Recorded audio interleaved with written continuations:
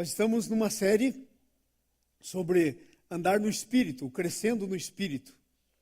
Nós somos seres espirituais.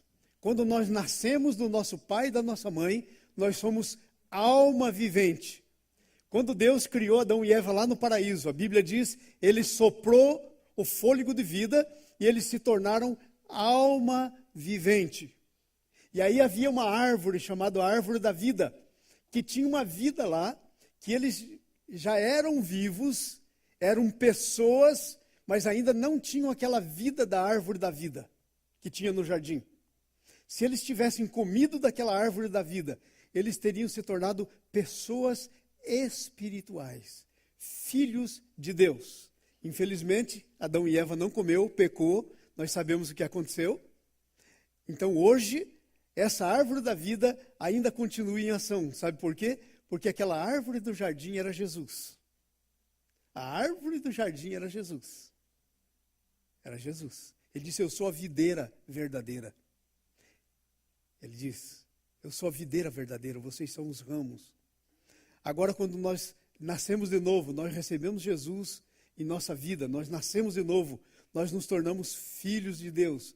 João capítulo 1, versículo 11 e 12 diz assim, veio para o que era seu, os seus não o receberam, mas a todos quantos o receberam, deu-lhes o poder de serem feitos filhos de Deus. Só pode ser feito quem não é. Se você já é, não pode ser feito. Deu-lhes o poder de serem feitos filhos de Deus, a saber os que creem no seu nome. Então nós somos filhos de Deus, somos criaturas espirituais, não somos só alma vivente. Nós somos seres espirituais, amém? Nós nascemos de novo, aleluia. Então agora nós temos que crescer no Espírito, porque o Espírito é igual quando uma criança nasce no natural. Ninguém nasce grande, ninguém nasce grande. Por isso que a Bíblia diz que nós temos que crescer na estatura do varão perfeito. O varão perfeito é Jesus. Então nós nascemos e aí temos que ir crescendo. E crescendo, e crescendo. E o que é esse crescimento? Nada mais é do que o desenvolvimento da vida que já está em você. Olha aqui para mim, ó. Já existe a vida de Deus em você. Mas você é como uma semente. Você nasceu de novo, como uma semente. Essa semente nasce, você já nasceu. Jesus é a semente em você, a vida. Agora o que tem que acontecer? Você tem que crescer, é como uma árvore. Você tem que crescer, é como uma criança no natural, tem que crescer. Amém? E nós estamos então esse ano todo falando sobre isso, vamos falar até o fim do ano. Hoje eu quero falar de uma coisa muito importante para a nossa vida espiritual, chamada nossa língua. É a nossa língua. É uma das coisas mais importantes, sabe por quê? Porque não há como nós, os seres humanos, vivermos sem comunicação. E uma das maneiras que nós nos comunicamos de muitas maneiras. Por exemplo, com a nossa linguagem corporal, nós comunicamos, ok? De muitas outras maneiras, mas a principal é a nossa fala, é a nossa língua, ok? Então, o Espírito Santo precisa controlar a nossa língua. E o nosso assunto de hoje é a língua controlada pelo Espírito Santo. Sabe por quê? Porque apesar de nascidos de novo, nós ainda temos uma alma. E se você ler, por exemplo, Gálatas, capítulo 5, você vai ver que o Espírito luta contra a carne. E carne, nesse sentido, é tua alma. Há uma luta da alma com o Espírito. E o Gálatas diz que é para você não fazer o que você quer fazer. Há essa luta. Eles são opostos entre si. A sua alma precisa ficar sob controle. E tem uma notícia para você. Sabe quem, no fim da conta, maneja a sua língua? A sua alma. Então, se a sua alma não estiver controlada pelo Espírito, a sua língua, que é parte do seu físico, não vai poder ser controlada pelo Espírito Santo. Amém? Então, nós precisamos. Veja o que nós dizemos aí. Quando nascemos de novo, os padrões de vida mudam. Ok? Por exemplo, passamos a viver através da sabedoria de Deus e não da sabedoria terrena. Esse texto fala de duas sabedorias. A língua humana, pela alma humana, não é capaz de falar a sabedoria de Deus. Ela vai falar a sabedoria divina quando ela estiver controlada pelo Espírito Santo. Amém? A sabedoria terrena. Na verdade, a sabedoria de Deus está à nossa disposição. Veja o que diz Tiago no capítulo 1, versículo 5. Ele diz assim, ó: se porém alguém de vós necessita sabedoria, peça a Deus, que a todos dá liberalmente. Peça a Deus que a todos dá liberalmente. Poderia voltar para o meu texto, por favor? Aí nós estamos aí, mas no meu texto eu acrescentei algumas coisas. A todos dá liberalmente e ser-lhes dá concedida. A sabedoria é expressa principalmente em nosso falar, pela língua. Então existe uma sabedoria na qual você tem que andar, que é a sabedoria de Deus, do céu, divina, não a terrena. E ela não tem outra maneira, ela vai se expressar pela nossa língua, pelo nosso falar. Ok? Então esse hoje é nosso assunto. A importância de domar a língua. Nós literalmente temos que domar a nossa língua. E se você quiser saber como é que se doma a língua, como é que se doma a língua, seria mais ou menos assim, ó. Você estica a língua para fora, pega uma tábua, põe um prego e prega. É o único jeito. E eu estou falando da cruz. Eu estou falando da cruz. Esse negócio de pregar a língua, as mãos são pregadas na cruz e os pés, mas a língua também precisa ser pregada. E deixa eu dizer uma coisa para vocês. O Mateus capítulo 16, versículo 24 por lá, nos fala assim, ó. Nos fala assim: se alguém quer vir após mim, negue-se a si mesmo, tome a sua cruz e siga-me. E sabe, tomar a sua cruz quer dizer você se considerar crucificado. Isso é tomar a sua cruz. Ele diz assim, ele segue dizendo: quem salvar a sua vida, perdê-la.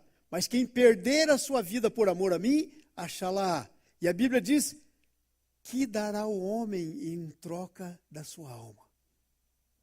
Então está falando da nossa alma, que controla a nossa língua. A nossa língua precisa ser crucificada.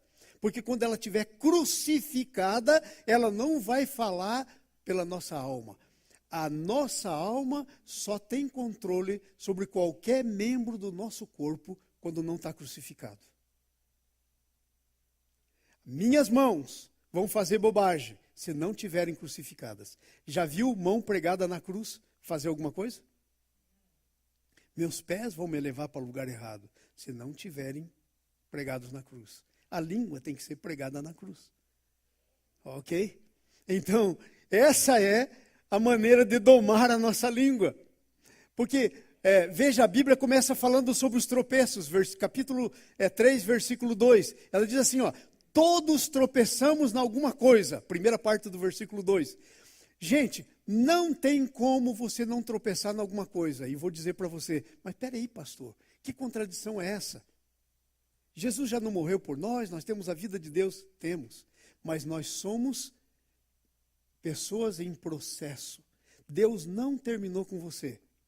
Houve uma pessoa, algumas pessoas aqui, que Deus terminou com elas.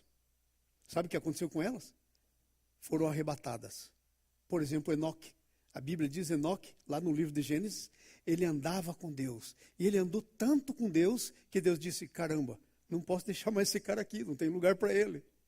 Ele já chegou no topo. E aí o que Deus fez? Arrebatou. Sabe por que eu estou aqui? Porque não terminou comigo. E é por isso que você está aqui ainda. Deus não terminou com você. Se tivesse terminado, então nós somos ainda em processo. E o processo se dá em 3 tempos: passado, presente e futuro. Quanto ao seu passado, quero ver o pessoal que está estudando aí comigo, né, fazendo discipulado. Quanto ao seu passado, como é que se chama a sua salvação? Justificação. Justificação é você ser liberto da condenação do pecado. Quer ler isso? Leia Romanos 8. Está escrito lá. Então, quanto ao seu passado, você nasceu de novo, já não há condenação para os que estão em Cristo Jesus, porque a lei do Espírito de vida te livrou da lei do pecado e da morte. Não há mais condenação. Tua condenação foi cravada na cruz. Sabe onde que está escrito isso? Colossenses 1,14. Ele encravou o nosso escrito de dívida na cruz. Colossenses 1,14. Está escrito lá. Então, quanto ao passado, nós fomos justificados. Mas acontece que nosso passado ficou para trás, nós estamos no presente. Como é que é, pessoal? Quanto ao presente, como é que é a história? A nossa salvação se chama santificação. Santificação é o processo da aplicação da vida de Jesus em nossa vida. É tirar o velho homem, é desvestir as velhas coisas da sua alma, porque o seu espírito se fez novo, o Espírito Santo vive no teu espírito, o Pai vive no teu espírito, Jesus vive no teu espírito. O teu espírito nascido de novo não peca mais. Não tem como pecar. Jesus teria que pecar. O Espírito Santo teria que pecar. Agora, então, pastor, que papo é esse? Como é que nós pecamos? A sua alma peca. Esse é o problema. A santificação trata da transformação da sua alma. E ela é um processo que dura a tua vida inteira. E quanto ao futuro? Como é que é o nome? Glorificação. No passado, você é livre da condenação do pecado. No presente, você é livre do que mesmo? Do poder do pecado. No futuro, na glorificação, quando você receber um corpo novo, quando você passar daqui para outra com Jesus, você vai ser livre da presença do pecado. Você não tem mais como pecar. Mas a Bíblia diz que nesse processo da santificação, enquanto você está aqui no presente, se você disser que não peca, é mentiroso e a verdade não está em vós. É um versículo bíblico. Entenderam isso? Estão entendendo? Então agora nós estamos falando da importância de domar nossa língua, porque é o processo de santificação. E vou dizer, irmãos, de longe, é a área da nossa vida, é o órgão da nossa vida que mais precisa ser santificado. Então há tropeços, nós tropeçamos em algumas coisas. Quem não tropeça no falar, diz a Bíblia, inspirada pelo Espírito Santo, Tiago falando, é varão, é varoa perfeita. Sabe por que o Enoque foi arrebatado? Parou de tropeçar na língua. Ficou perfeito. Aí Deus disse, terminou, vou levar o Enoque. Então, quem não tropeça no falar, todos nós tropeçamos no falar. Ok? No falar. Quem não tropeça no falar é perfeito. É capaz de refrear o seu corpo todo. Irmãos, o órgão mais difícil de dominar no nosso corpo físico é a nossa língua. Se você conseguir refrear sua língua, segundo o Espírito Santo que escreveu isso aí, usando o apóstolo São Tiago, ele diz, se você conseguir refrear sua língua, você refreia o seu corpo todo. Você não vai ter problema com os seus olhos, não vai ter. Você não vai ter problema com suas mãos, seus pés, você refreia seu corpo todo. Então o grande teste é o seguinte, se você quiser saber em que nível você está, e nós temos uma pergunta aí no fim da história, nós dizemos de 0 a 10, quanto estou controlando a minha língua? Se você quiser saber quanto você está progredindo na tua santificação, é só medir a sua língua. O tamanho da sua língua. Quanto mais você cresce na santificação, mais a sua língua diminui. Até você ficar com uma linguazinha que só o Espírito Santo pode usar. A alma não tem mais jeito. Vocês estão entendendo? Estão entendendo o que a gente está dizendo? É capaz de refrear o corpo todo. Vamos para o próximo slide. Veja aí. O poder de coisas pequenas. Então o Tiago começa a falar do poder das coisas pequenas. Porque a nossa língua, que linguinha, é um negocinho pequeno. Mas ele começa a dizer o poder das coisas pequenas. Ele diz, olha, você pega um freiozinho, bem pequenininho assim, que é assim, e você põe na boca do cavalo. Ele se encaixa entre os dentes, o cavalo fica lá, e você domina um cavalo com aquela força que tem. se domina ele completamente. Então, uma coisa pequena. E ele está comparando isso tudo por causa da nossa língua, que é uma coisa pequena. E ele diz mais, um leme pequeno. Vocês já viram aquele super transatlântico? Se você vê o tamanho do leme que dirige ele, leva ele para onde o piloto quer, você fica abismado. O tamanhinho que é. É muito pequeno. Águas tumultuosas. O leme toca o navio. E ele está falando o poder das coisas pequenas, para falar do poder da língua.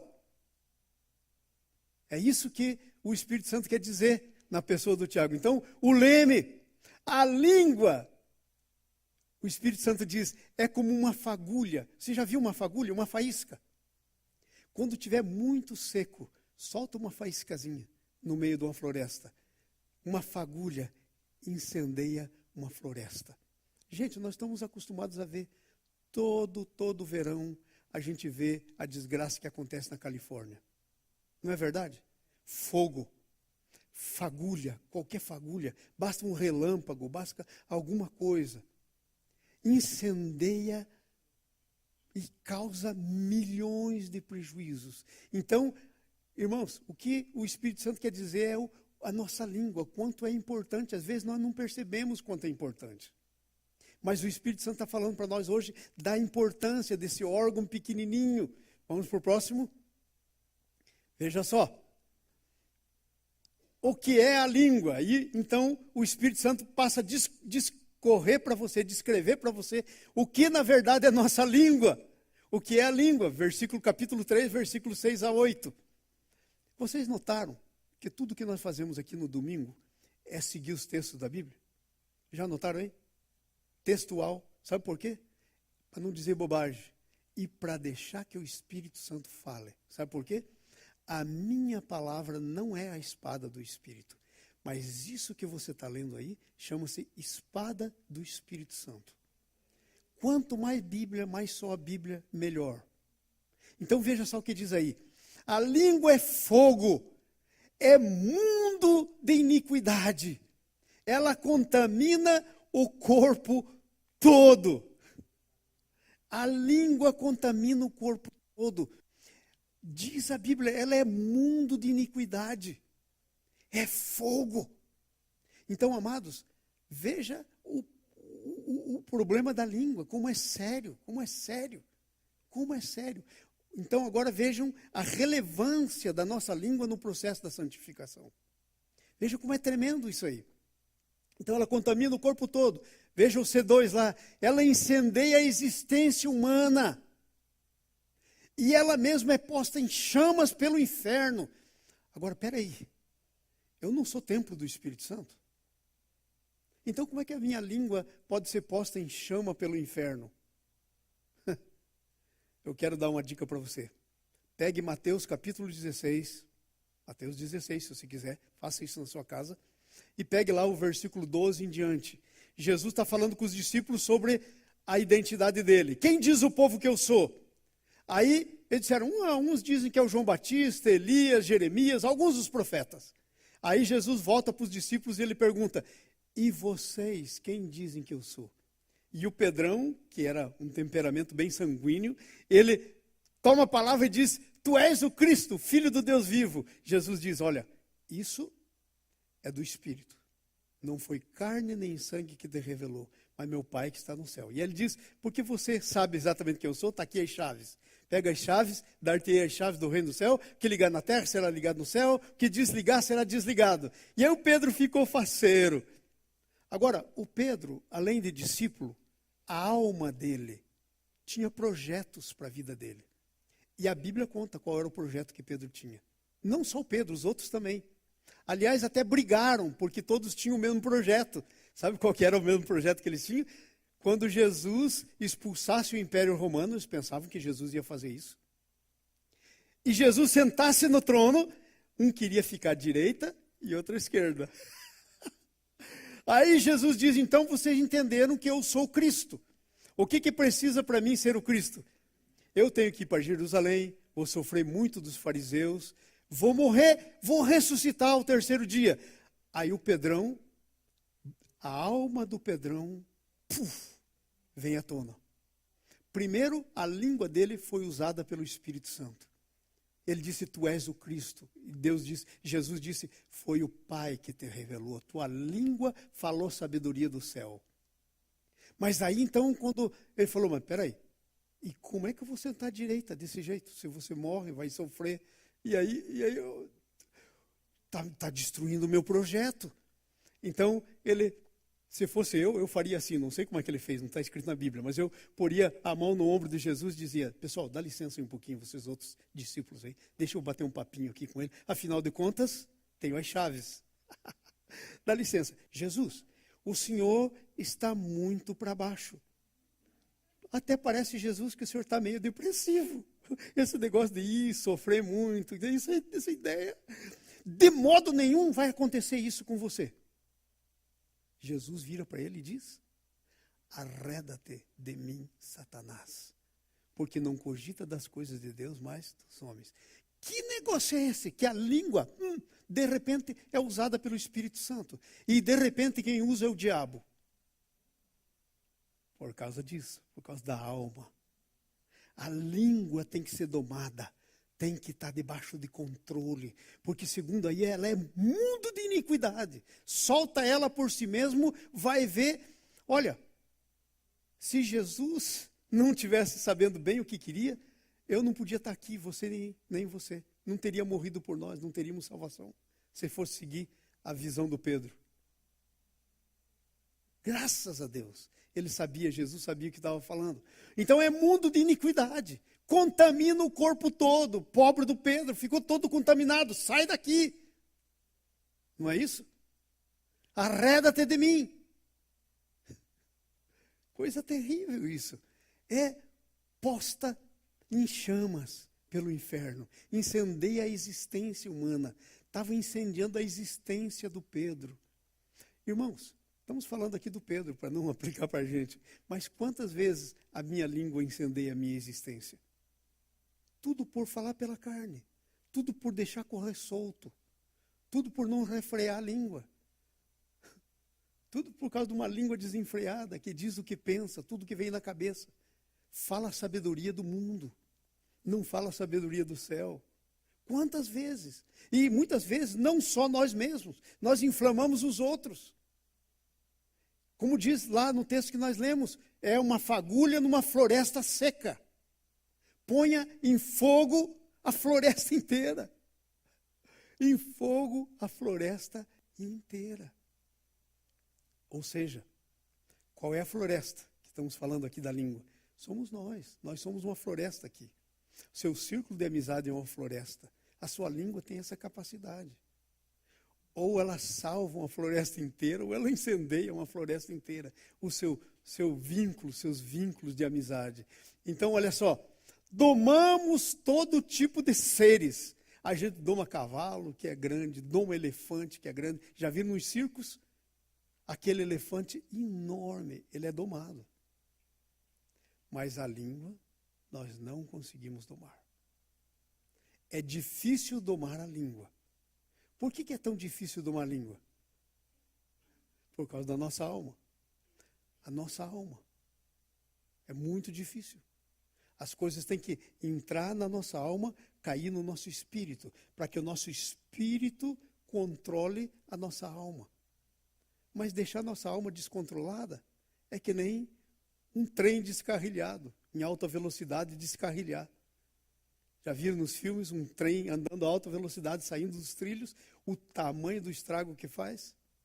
É assim, a nossa língua. Então, o processo de santificação, a nossa língua vai ser algo que temos que começar agora, e se a gente conseguir controlar ela, eu vou dizer uma coisa para vocês, a gente é arrebatado, porque a gente se torna, segundo o texto, varão perfeito. Deus vai arrebatar a gente. Quer ser arrebatado? O dia que você desaparecer daqui, eu vou dar glória a Deus, vou dizer, controlou a língua. Foi com Jesus, muito melhor do que está aqui. Ok? Vamos para o próximo slide. Agora, olha só que coisa interessante. Aí o apóstolo vai falando, o apóstolo Tiago vai falando, não é possível que saia água doce e água amarga da mesma fonte. Porque a Bíblia diz assim, ó, com a nossa língua bendizemos a Deus, mas com a nossa língua amaldiçoamos as pessoas. Se adiantasse, eu cortaria a minha língua. Cortar a língua não adianta nada, porque a língua em si, ela não tem... Eu teria que crucificar minha alma, porque é a alma que faz ela funcionar. Ou o espírito. Entenderam? Ela é um instrumento, mas é um instrumento de medida da nossa... Vamos lá? É a medida da nossa altura espiritual, do nosso crescimento espiritual, da nossa estatura espiritual. A língua é uma medida. Mostra, demonstra. Quiser pesquisar, se você quiser saber a santidade de uma pessoa, começa a andar e não repare em nada, só ouça. Porque segundo a Bíblia, a boca fala do que o coração está cheio. A sua língua vai funcionar de acordo com o que tem no coração. Sabe, amados, muitas vezes nós estamos aí vendendo uma imagem enganosa. Se tivesse aí um programa de você prender por vender coisa falsa ao consumidor, a gente seria preso muitas vezes a gente seria preso, porque muitas vezes nós estamos vendendo com a nossa língua, nós dizemos coisas, parece muito espiritual, né? A nossa vida, queremos aparentar muito espiritual, mas é só andar junto e ver como é que é a língua. É só andar junto e ver como é que é a língua, porque a língua fala, a boca fala do que o coração está cheio. Então, com ela é como se... Gente, é como se tivesse uma fonte que sai água amarga e água doce do mesmo lugar. Agora pergunta, é possível? Então, o que o apóstolo está tentando dizer? Hey, para aí. Está fazendo um negócio aí que não dá para ser. Não pode bendizer a Deus e amaldiçoar as pessoas. Da boca procede bênção e maldição. E sabe, a maldição que está falando aí é maldição sem causa. Porque, segundo a Bíblia, existe uma maldição com causa. Essa não tem problema. Porque toda maldição, não sei se vocês sabiam, mas quem está fazendo o curso com a gente, na segunda-feira, sabe disso. Que toda maldição não começa no homem, começa em Deus. Deus é o autor da maldição. Se você quiser ler os textos bíblicos, vá na segunda-feira lá em casa, eu te mostro. Toda maldição começa em Deus. Deus é o que é autor, não é o diabo, não. O diabo pode ser até o executor da maldição, do castigo. Mas toda maldição começa em Deus. Maldição está relacionada com correção. Amém? Então é interessante você entender isso. Da nossa boca procede bênção e maldição. Quando o povo de Israel estava indo para a terra, tinha 2 montes. Eles iam passar no meio de 2 montes. Monte Ebal e Monte Gerizim. Em cima do monte tinha um grupo de sacerdotes que ia ficar pronunciando bênção. No outro monte tinha outro grupo de sacerdotes que ia estar pronunciando as maldições. Quem pronunciava eram os sacerdotes. Tanto a bênção como a maldição, da parte de Deus. E o povo passava pelo meio. É só você ler Deuteronômio 28. Está lá escrito, Deuteronômio 28. Tem lá as bênçãos e as maldições. Ok? Vamos para frente, próximo slide. Gente, tá terrível essa palavra? tá terrível essa palavra, né? Duro de engolir. Tá todo mundo aqui, né? Ninguém saiu correndo, graças a Deus. A água doce e salgada da mesma fonte. Veja, você pode colher azeitona de uma figueira? Pode colher figo de uma videira? Então, o que é que o apóstolo está tentando dizer aí? Que a nossa vida tem que deixar de ser uma contradição. Ela tem que começar a espelhar o que você realmente é. E sabe, amados, a sua alma não diz o que você é. O seu espírito diz o que você é. A sua alma não é onde está o centro do poder da decisão de dizer quem você é. A sua filiação está no Espírito. Se você ler Romanos 8, por exemplo, você vai ler lá, porque o Espírito de Deus testifica com o nosso Espírito que somos filhos de Deus. É o Espírito de Deus com o seu Espírito. Porque a sua vida está lá no Espírito. Ok? Não na sua alma. Sua alma não nasce de novo. Sua alma tem que ser santificada. Amém? Amém. Colhe-se azeitonas de figueira, figos de videira. Não, ninguém vai num pé de uva, né, numa parreira, para tentar colher figo. Ninguém vai fazer isso. Quem é sábio e inteligente espiritualmente, mostre as suas obras. E aqui está falando não de qualquer tipo de obra, está falando das suas palavras. Está falando das suas palavras. Ok? Se você é sábio e inteligente espiritualmente, suas palavras são o teu detector. Ok? São o seu detector. Você sabe como é que funciona o detector de mentira? Pela palavra. Eles põem lá, põem bastante fio em você, põem numa máquina e fazem pergunta. E ficam olhando como a coisa funciona. Quando a sua língua fala, o detector acusa a sua resposta. É assim que é o detector de mentira que tem por aí, ok? Então, quem é inteligente mostra. Sabe como é que nós temos que viver? Em mansidão e sabedoria. Nossas obras têm que ser em mansidão e sabedoria. Sabedoria do céu, não a sabedoria da terra. Não aquela que você foi formado. Gente, a nossa alma, ela é como uma folha de papel que vai sendo escrita. Ok?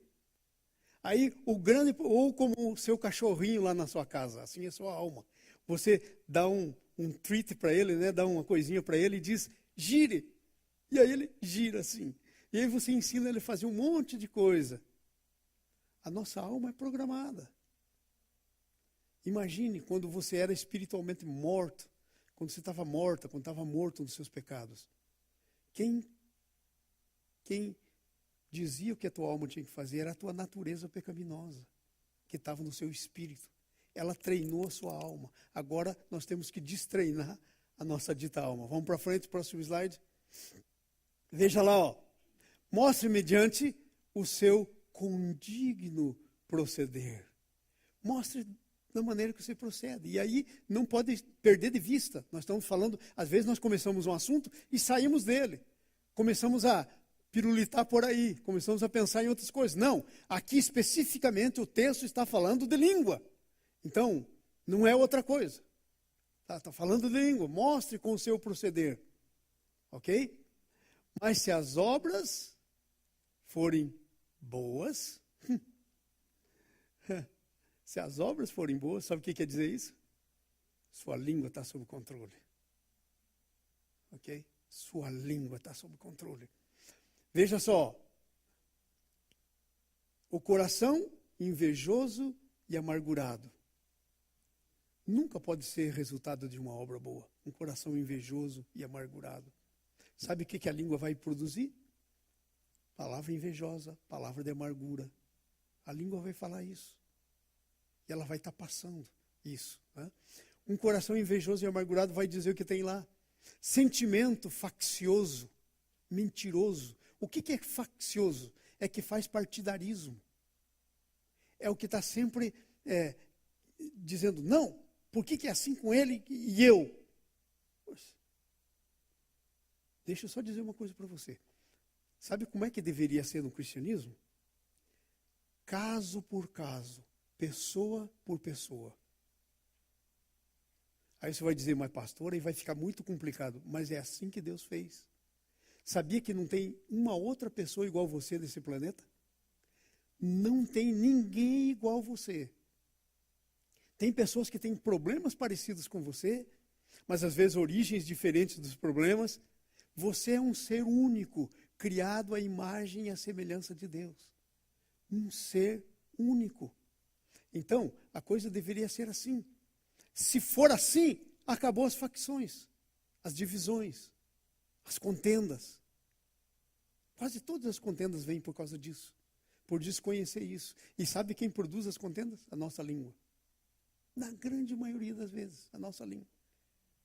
Nossa língua. Tanto que tem esse capítulo aí que o Espírito Santo resolveu deixar, o capítulo 3, só para a língua, dedicado para a língua. Tão importante que é esse assunto.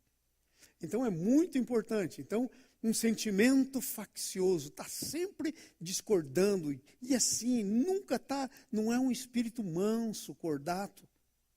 E não estou dizendo, presta atenção, eu não estou falando que você tem que romper com os padrões. Não. Uma das coisas mais difíceis de se manter é a paz. Sabe por quê?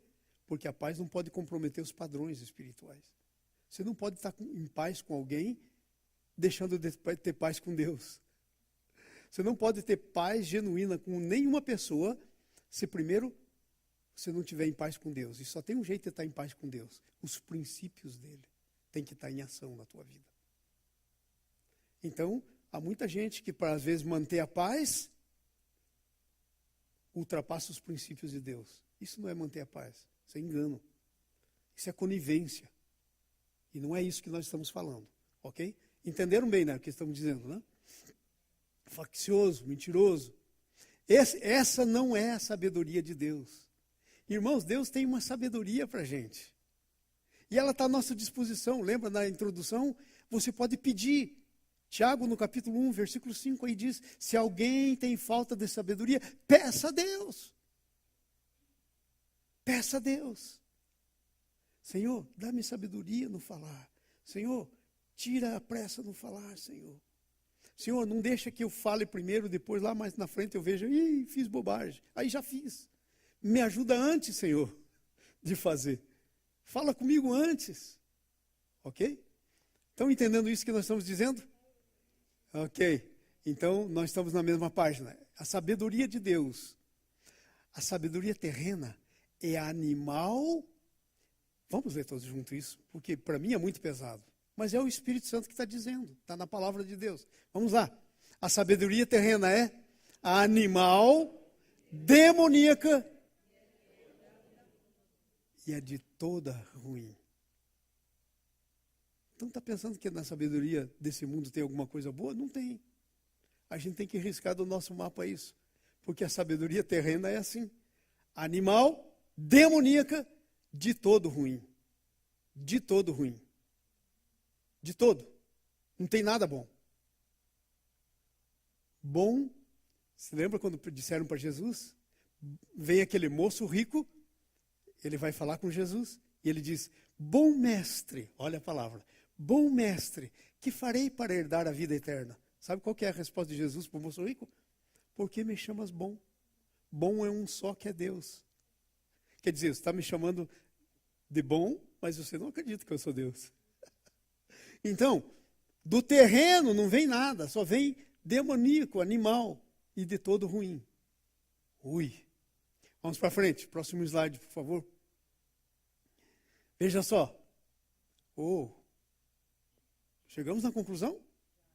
Caramba, não acredito, isso é um milagre. Eu nunca consigo pregar menos de 1 hora, né? Nós estamos, o quê? Falta 45. Bom, talvez eu comecei mais cedo, né? Por isso.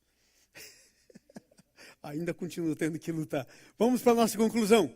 Vamos ler a conclusão? São 2 últimos versículos que eu coloquei como conclusão. Vamos ler todo mundo junto.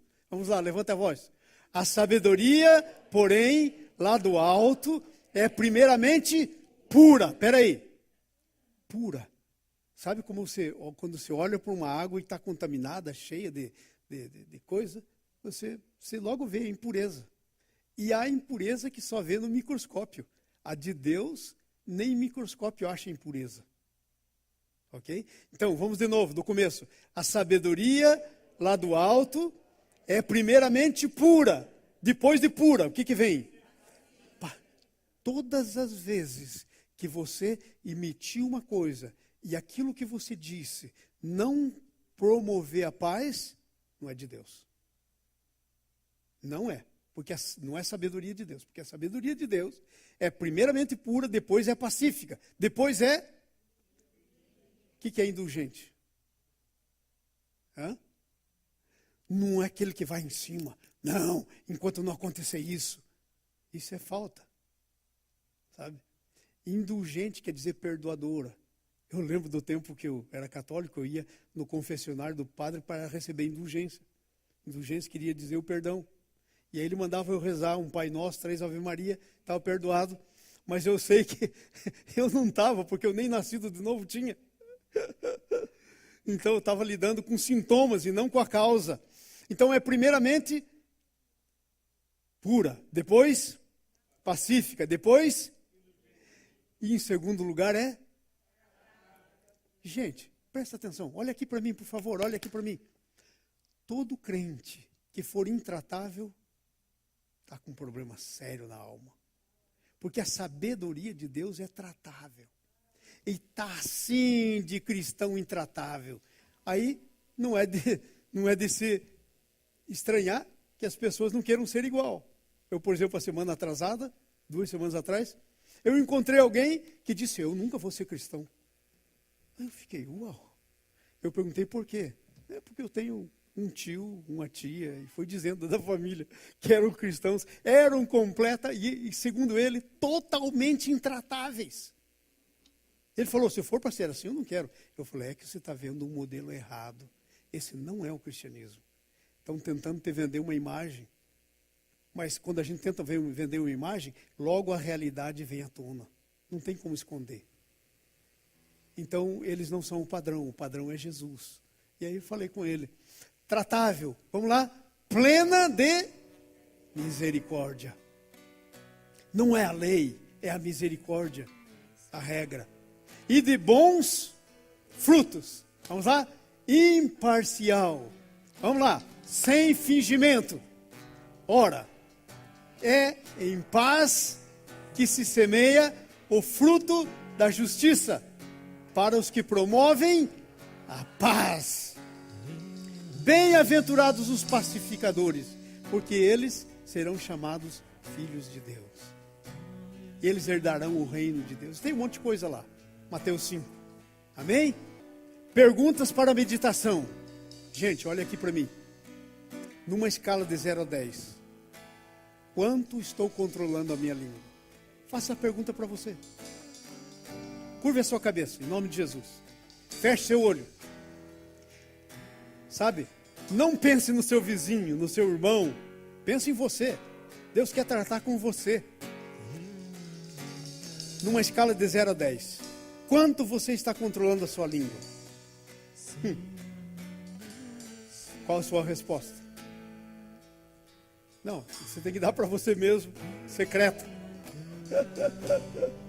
Mas se quiser dar publicamente também não tem problema. É bom que a gente se envergonha e aí cria vergonha. Segunda pergunta. Quais as 2 maiores coisas que me impedem de controlar a língua? Quais as 2 maiores coisas? Sempre tem alguma coisa. Quais são as 2 maiores? Não pega as outras pequenas. Pega as 2 maiores. Hã? A tua educação passada? Você tem que ser reeducado. Quais as 2 maiores coisas? Responda para você mesmo. 3. Quais as 2 maiores coisas que farei para controlar a língua? Quais as 2 maiores coisas que eu farei? Olha, existem algumas coisas. Ei, irmãos, existem algumas coisas que você pode fazer. Claras e simples. Chega para os seus melhores amigos e diga assim, ó, toda vez que eu estiver conversando com você e sair alguma coisa que não seja de Deus, opa, aí tá, ó, perguntas para meditação. Todas as vezes que eu estiver conversando com vocês e não for uma coisa de Deus, me chama a atenção. Escreva no seu espelho. Quando você levantar de manhã, está arrumando o cabelo, escovando o dente. Minha maior obra de hoje, controlar minha língua. Amém?